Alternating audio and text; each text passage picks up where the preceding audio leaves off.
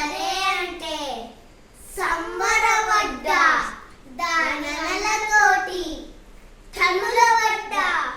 కింద పడ్డ మీద పడ్డ కర్మగాలి జైల పడ్డ ఆమె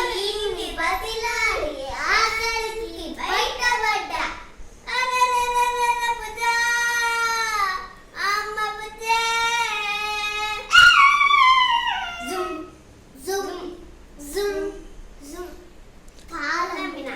దానికి పట్టు చీర కొన్న 30,000 పూలమ్మిన